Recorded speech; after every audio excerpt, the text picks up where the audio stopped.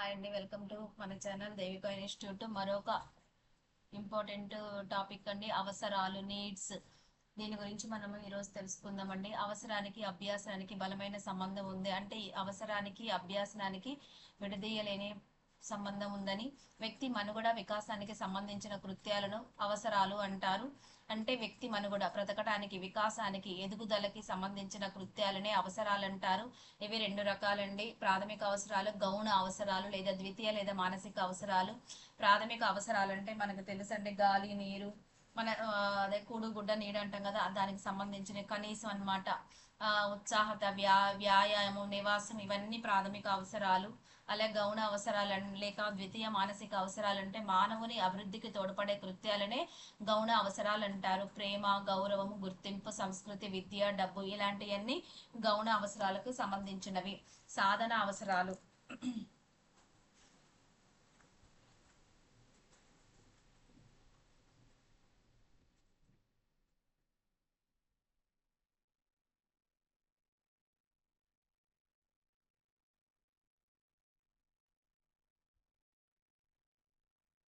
ఈ గౌణ అవసరాలు అనేవి ఎలా ఉంటాయి అంటే, భౌతిక అవసరాలంటే మా ఆహార నీరు వంటివి ఎలా ఎలా తీరకపోతే మనిషి చనిపోతాడో, మానసిక అవసరాలైనా అంటే ఇతరులతో సవాసం, అలాగే కలిసిమెలిసి ఉండటం, ఇవి తీరకపోయినా కూడా ప్రాణాలకి ముప్పు ముప్పు అవుతుందన్నమాట. కానీ మానసిక అసంతృప్తికి లోనవుతాడు. అందుకే వీటిని గౌణ అవసరాలు అంటాడు. చనిపోకపోయినా కూడా అసంతృప్తికి లోనవుతాడు. ప్రేమ లేకపోయినా, గౌరవం లేకపోయినా, గుర్తింపు లేకపోయినా ఇవన్నీ అసంతృప్తికి లోనవుతాడు అనమాట. తర్వాత సాధన అవసరాలు. ఇవి వ్యక్తి తన అవసరాల దృష్ట్యా సాధారణ పనుల్ని కాక అసాధారణ పనులు కూడా చేయటమే సాధన అవసరం. వ్యక్తి తన ప్రాణాన్ని సైతం లెక్క చేయకుండా చేసే కృత్యాలు ఇందులో భాగంగా ఉంటాయి. తర్వాత మాస్లో అవసరాల అనుక్రమణిక సిద్ధాంతం గురించి తెలుసుకుందాం. ఈ మాస్లో అనుక్రమణిక సిద్ధాంతం అనేది దేన్ని వర్గీకరించిందంటే అవసరాలను వర్గీకరించింది. ఈయన పూర్తి పేరు అబ్రహం మాస్లో. ఈయన ఏ దేశస్థుడు అంటే అమెరికా దేశస్థుడు.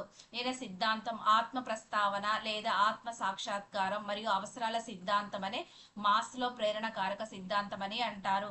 ఆత్మ ప్రస్తావన అనే మాటని కట్ గోల్డ్ స్టీన్ అనే పదాన్ని ఆ సిద్ధాంతం నుంచి తీసుకున్నాడు అనమాట. దీంట్లో ఎలా ఉన్నాయి అంటే, ఉన్నత క్రమ అవసరాలు అంటే ఏంటంటే గౌరవ అవసరాలు, ఆత్మ సంతృప్తి అవసరాలు. ఇవి వ్యక్తి జీవించడానికి సరిపడే అవసరాలు. కనీస స్థాయి అవసరాలు అంటే మనిషి ప్రాణంతో జీవించి ఉండటానికి భౌతిక, జైవిక అవసరాలు అంటే ఆహారం, నీరు, నిద్ర, నివాసం అలాంటివి కనీస స్థాయిలో తీర్చడం ఖచ్చితంగా అవసరం.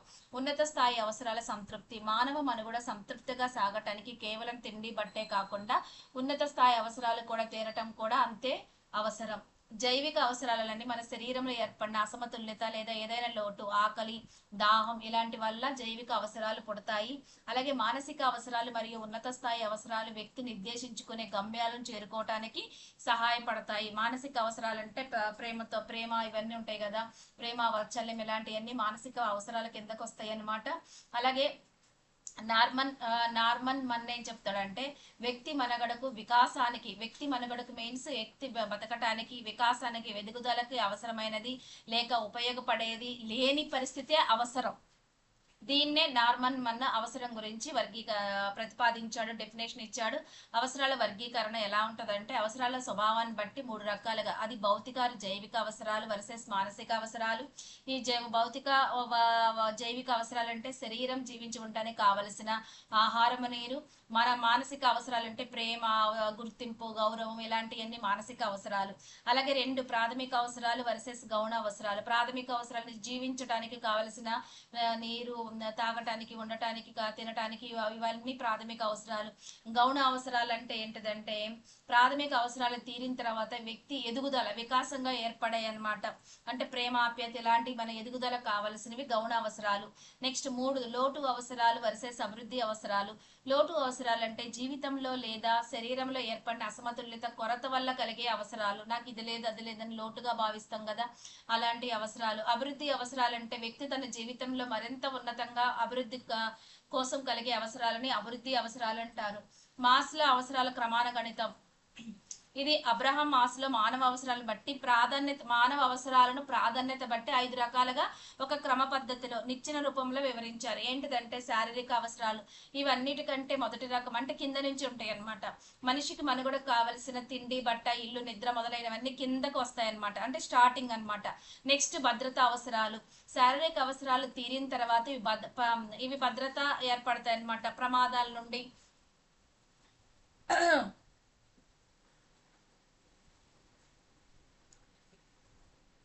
ఇవి ఎలా ఉంటాయి అంటే భద్రతా అవసరాలు. భద్రత అనేది మానసిక, సామాజిక మరియు ఆర్థిక పరమైనది. భద్రతా అవసరాలు అనేది ఎలా ఉంటుంది? మానసికంగా ఉంటుంది, మరి మానసికంగా, సామాజికంగా, ఆర్థిక పరమైనది. ఇతరులు తనను అంగీకరించినప్పుడు, సమాజంలో తనకు గుర్తింపు లేదని భావించినప్పుడు వ్యక్తి తీవ్రమైన మానసిక అభద్రత భావనకు లోనవుతాడు. అలాగే తాను ఒక సమూహానికి చెందినవాడనని, ఆ సమూహంలో తనకు గుర్తింపు, స్థానం ఉన్నాయని భావించినప్పుడు వ్యక్తి మానసిక భద్రత పొందుతాడు. అంటే ఇది వ్యక్తుల ఆత్మభావన, సెల్ఫ్ కాన్సెప్ట్ ఏర్పడటానికి దోహదం చేస్తుంది. ఆత్మభావన లేని వారిలో మానసిక అభద్రత ఎక్కువగా ఉంటుంది. సమాజంలో తమ స్థానం తెలియక ఎలా ఉంటారంటే ఒక రకంగా మానసికంగా తయారవుతారనమాట. అలాగే ప్రేమ సంబంధిత అవసరాలు. ప్రేమ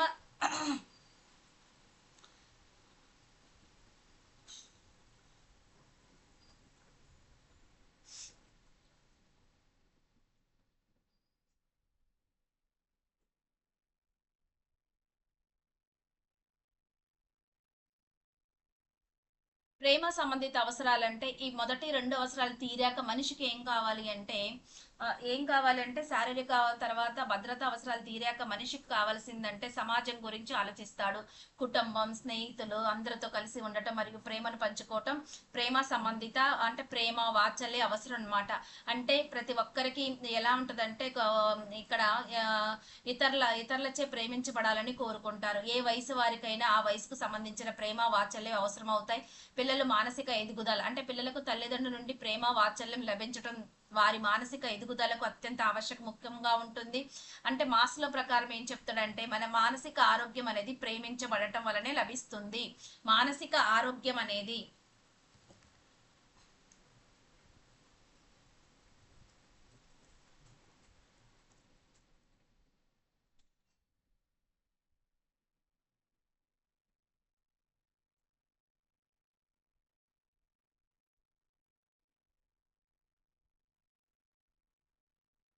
మాస్లో ప్రకారం మానసిక ఆరోగ్యం అనేది దేని వల్ల వస్తుందంటండి? ప్రేమ వలన వస్తుంది. తర్వాత పరిసరాల ప్రభావం అంటే నేను ఒక ఆత్మనని సమాజ ప్రపంచాన్ని అర్థం చేసుకోవాలంటే ప్రేమ లభించే అంటే ఒక వ్యక్తి అనేది బంధువులతోనూ కుటుంబాలతోనూ అంటే ప్రేమ లభించే పరిసరాల్లోనే అతను ఎదగాలి. ఎందుకంటే సమతా ధోరణి పొందని పిల్లలు నిరాశ నిస్పృహలకు లోనై విషయ యోజన చెందే అవకాశం ఉంది. అంటే ప్రేమ లేని వారు వ్యతిరేకతగా ఉంటారు. ఓకే. అలాగే బౌల్బీ అనే శాస్త్రవేత్త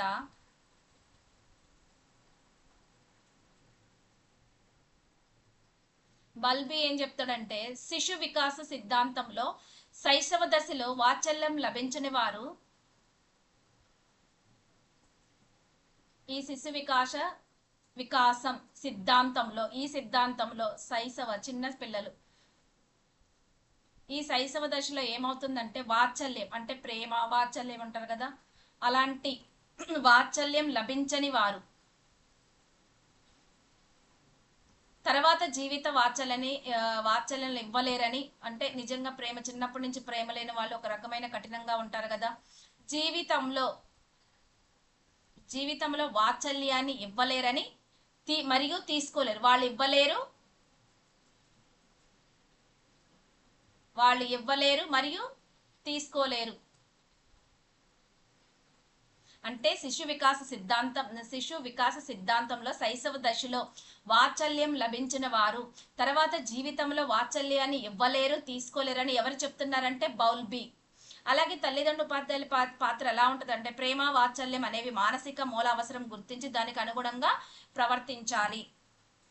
అలాగే ఆయన ఇంకోటి ఏం చెప్పాడంటే గౌరవ అవసరాలు ఒక మంచి హోదా, ఇతరుల నుండి గుర్తింపు, ఆత్మవిశ్వాసం మరియు కీర్తి ప్రతిష్టలు సాధించాలనే కోరిక దీని కిందకే వస్తుంది. ఇది కూడా స్వయం సంతృప్తి అవసరాలు. ఇది అన్నిటికంటే ఉన్నతమైన మెట్టు. ఇది ఇది వ్యక్తి తన అంతర్గత సామర్థ్యాన్ని పూర్తిగా గ్రహించి జీవితంలో అనుకున్న అత్యున్నత లక్ష్యాన్ని లేదా గమ్యాన్ని చేరుకోవటానికి ఇది ఎంతో స్వయం సంతృప్తి అనే అవసరాలు అనేవి చాలా ఉపయోగపడతాయి అన్నమాట.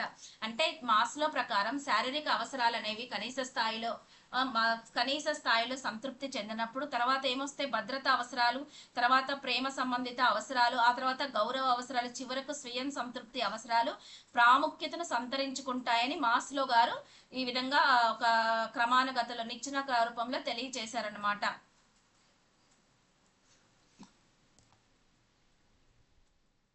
ఇలా ఉంటాయి అన్నమాట.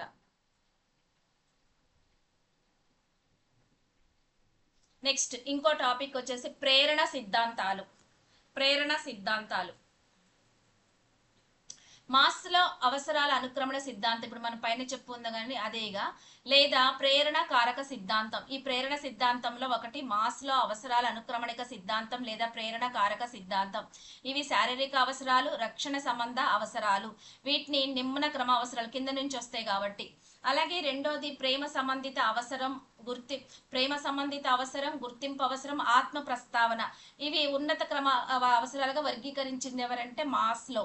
అయితే ఆత్మ ప్రస్తావన అనే మాట కట్ గోల్డ్ స్టీన్ అనే సిద్ధాంతం నుంచి మాస్లో స్వీకరించాడు. రెండో ప్రేరణ సిద్ధాంతం ఏంటిదంటే సహజాత సిద్ధాంతం. అంటే సహజంగా మనలో నుంచి వచ్చేయి సహజాత సిద్ధాంతము. ఏదైనా పరిస్థితులలో ఎందుకు ఎలా ప్రవర్తిస్తారు అనే విషయాన్ని వివరించడానికి వివరణ ఇవ్వటాన్ని సహజాత సిద్ధాంతం అంటారు. విలియం జేమ్స్ ఏం చేశాడంటే విలియం జేమ్స్ మొదటగా దీన్ని ప్రస్తావిస్తే దీన్ని అభివృద్ధి పరిచింది ఎవరంటే విలియం మెక్డూగల్దే. దీన్ని సహజాత సిద్ధాంతాన్ని అభివృద్ధి పరిచింది విలియం మెక్డూగల్దే. దీనికి మూల కారణం ఏంటంటే ఈ సహజాత సిద్ధాంతం ప్రకారం మనుషుల ప్రవర్తనకు మరియు పనులు చేయటానికి గల ప్రేరణకు వారిలో సహజాతాలు అంటే పుట్టుకతో వచ్చే నైజాలు మాత్రమే మూల కారణం.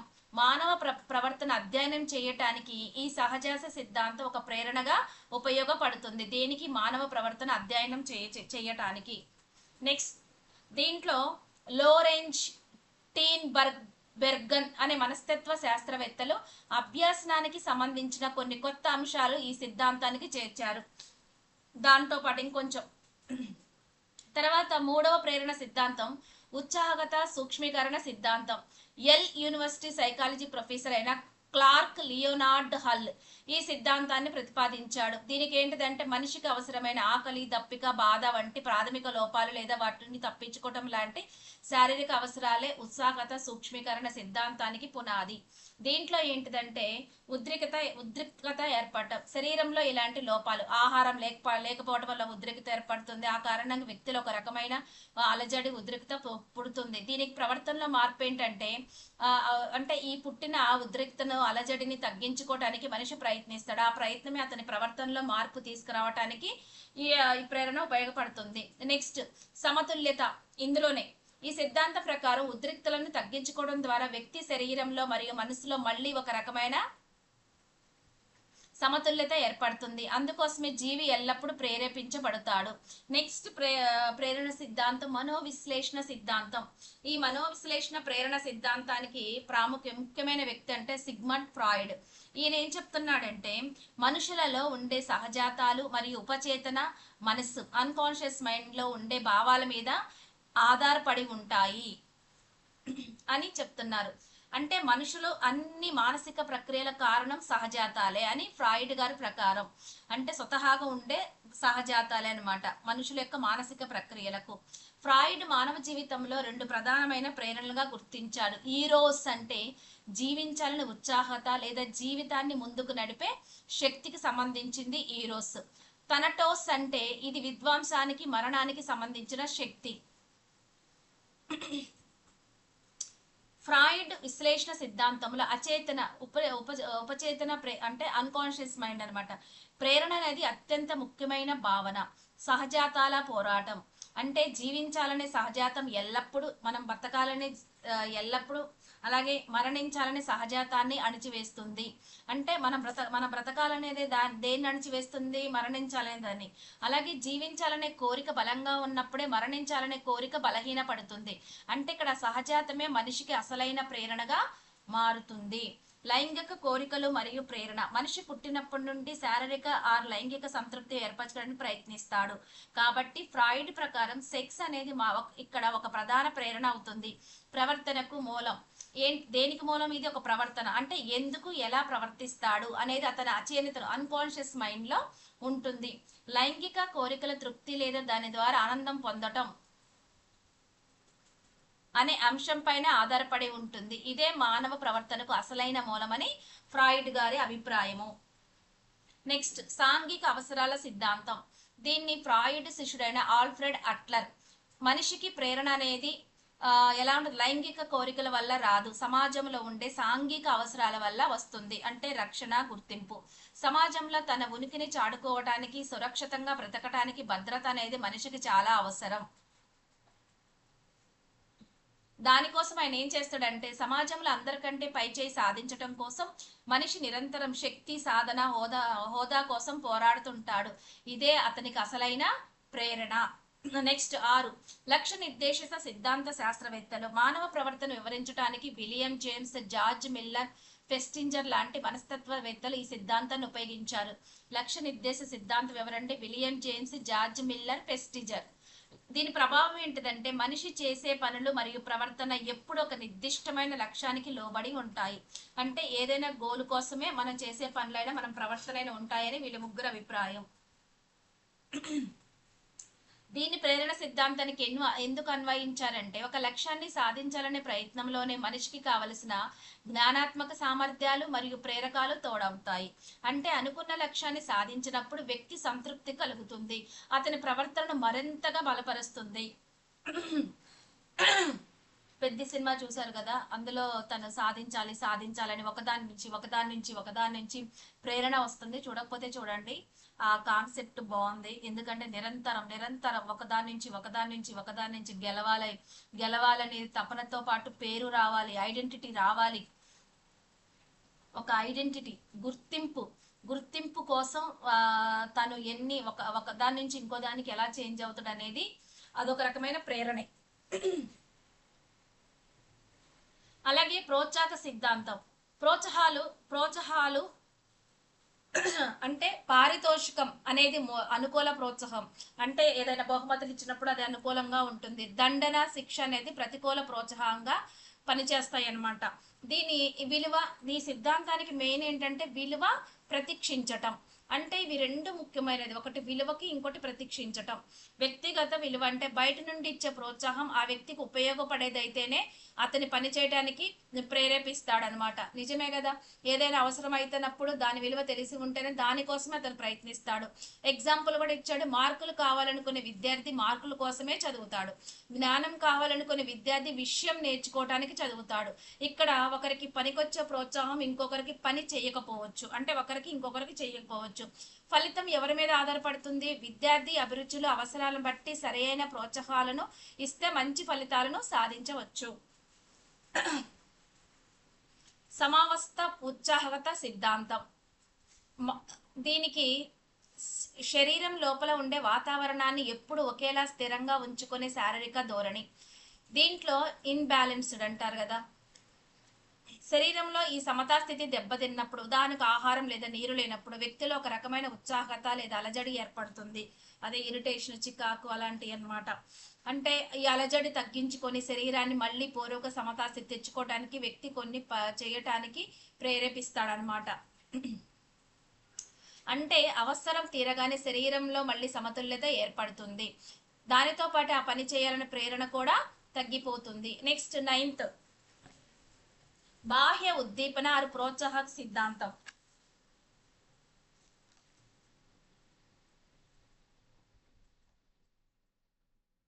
ఈ సిద్ధాంత ప్రకారం మనిషి లోపల శారీరక స్థితులతో పాటు బయట పరిసరాల్లో ఉండే వస్తువులు, ఉద్దీపనలు కూడా ప్రేరణకు గురి అవుతాయి, కారణమవుతాయి. ఉదాహరణ, ఒక జంతు కడుపు నిండా తిని ప్రశాంతంగా ఉన్నప్పటికీ ఇంకో జంతువు తిండటం చూసి అది కూడా మళ్ళీ తినటం మొదలు పెడుతుంది. ఇక్కడ బయట ఉన్న వాతావరణ ప్రేరణ ఇస్తుంది. దీనికైతే బెస్ట్ ఎగ్జాంపుల్ యూట్యూబ్లో షార్ట్స్లో మనకి ఫుడ్ వస్తూ ఉన్నాయి అనుకో, వాళ్ళు చెప్తా ఉన్నప్పుడు మన ఏమనిపిస్తుంది, చాలా మందికి అలాంటివి చేసుకొని తినాలనిపిస్తుంది, అలాంటివన్నీ తినాలనిపిస్తుంది. అక్కడ జంతువే కాదు, ఎవరైనా సరే. దీనికి ప్రోత్సాహాలు రెండు: అనుకూలమైన ప్రోత్సాహాలు, దాహం వేసిన వ్యక్తికి మంచినీళ్ళు లాంటివి; ప్రతికూలమైన, మనకు బాధను కలిగించే వస్తువు లేదా పరిస్థితులు. లాస్ట్ది ప్రేరణ సాంఘిక అభ్యాసన సిద్ధాంతం. ఈ ప్రకారం మనిషి ప్రేరణలు అనేవి అతను బ్రతుకుతున్న సాంఘిక పరిస్థితులు, వాతావరణం మీదే ఆధారపడి ఉంటాయి. అతని స్థాయిని బట్టి, సమాజంలో మనిషి స్థాయిని బట్టి, అంటే స్టేటస్ని బట్టి తన ప్రవర్తన మార్చుకుంటాడు. ఒక కూలి పని చేసే కుటుంబంలో ఉండే పిల్లల ప్రేరణలు ఒకలాగా, వాళ్ళ ఆలోచనలు ఒకలాగుంటే, ఒక గొప్ప ఇంట్లో పుట్టిన పెరిగే పిల్లల ప్రేరణలు, లక్ష్యాలు మరొకలాగా ఉంటాయి అన్నమాట. ఈ రెండింటికి వ్యత్యాసం ఏంటిదని ఈయన ఏం చెప్తున్నాడంటే, లిండ్ స్మిత్ ప్రకారం ప్రేరణలు అనేవి సమాజంలో అందరితో కలిసి తిరగటం ద్వారానే మనుషులు నేర్చుకుంటారు. ప్రేరణలు అనేవి అందరితో కలిసి తిరగటం ద్వారానే మనుషులు నేర్చుకుంటారు. ఇంతవరకు ప్రేరణ సిద్ధాంతాలు అయిపోయినాయి. అలాగే తరగతి గది నిర్వహణలో ప్రేరణకు సంబంధించిన ఉపాధ్యాయ కృత్యాలు: 1. స్వేచ్ఛాపూరిత వాతావరణం కలుగు చేయాలి. సమవయస్కులతో తత్సంబంధాలు ప్రేరేపించాలి, అంటే ఒకే వయసు ఉన్న వాళ్ళతో మంచి రిలేషన్షిప్ మెయింటైన్ చేపియాలి. సందర్భానుసారంగా బహుమతి ఇవ్వచ్చు లేదా దండన విధించాలి. పిల్లలకి మార్గదర్శకత్వం వహించాలి. అలాగే చర్చలు, సెమినార్లు నిర్వహించాలి. విద్యార్థులకు సరైన లక్ష్యాలు ఏర్పరచడానికి సహకరించాలి. మార్గదర్శకత్వం మంత్రం అందుబాటులో ఉండాలి. విద్యార్థి అభివృద్ధుల ఆసక్తులు, సామర్థ్యాలు, ప్రజ్ఞా విశేషాలకు అనుగుణంగా పాఠ్య ప్రణాళిక రూపొందించాలి. తరగతి గదిలో ప్రేరణ నిర్వహణలో ప్రేరణ ఎలా ఉండాలి అంటే, పొగడతా నింద. ఇది నిన్న మనం చెప్పుకున్నాం కదా, పొగడతా నింద అంటే స్వల్పకాలిక, దీర్ఘకాలిక చర్చలపై పొగడత అధిక ప్రభావం చూపుతుంది.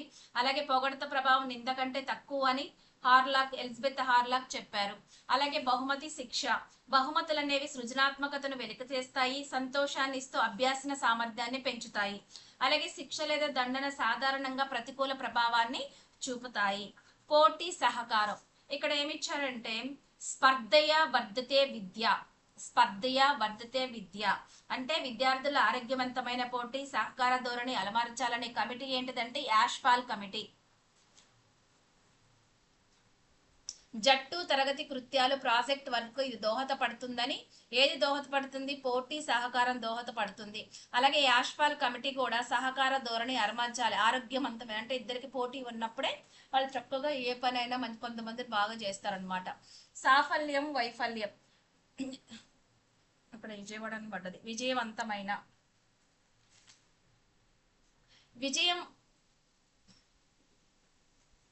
విజయం వల్ల ఆత్మవిశ్వాసం కలిగి సమర్థమైన అభ్యాసనకు దారితీస్తుంది. విజయం వల్ల ఒకసారి ఒక విజయం వచ్చిందనుక మనలో ఏం ఏర్పడుతుంది? ఆత్మవిశ్వాసం.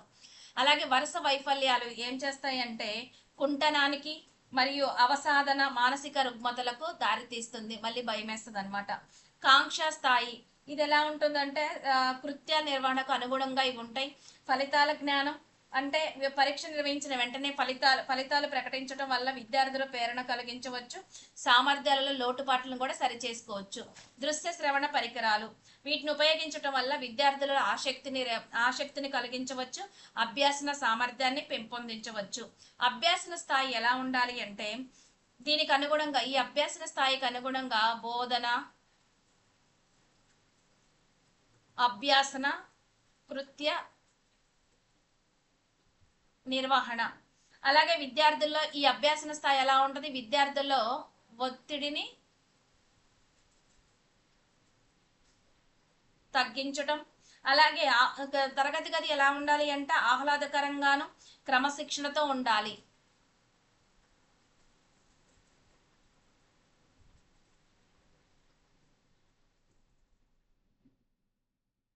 క్రమశిక్షణతో ఉండాలి. అలాగే విద్యార్థుల అభిరుచులకు, సామర్థ్యాలకు, ప్రజ్ఞ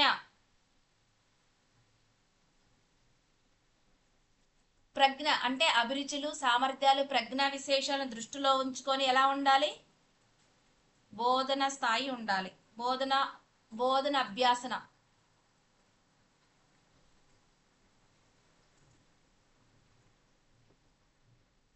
బోధన అభ్యాసన స్థాయి, బోధన స్థాయి అనేది ఉండాలి. ఈ అభ్యాసన స్థాయి అనేది ప్రేరణ అవసరాలు అలాగే నాయకత్వం అనేది ఒక చిన్న టాపిక్ ఉందని ఇవి చదువుకోండి. వీటి మీద ఎంసీక్యూ తయారు చేస్తాను, డైలీ లైవ్ టెస్ట్ పెడతాను. ఓకే, మీకు ఏదైనా డౌట్ ఉంటే కామెంట్ బాక్స్లో కామెంట్ చేయండి. ప్లీజ్ లైక్ చేయండి, షేర్ చేయండి, సబ్స్క్రైబ్ చేసుకోండి. Thank you so much.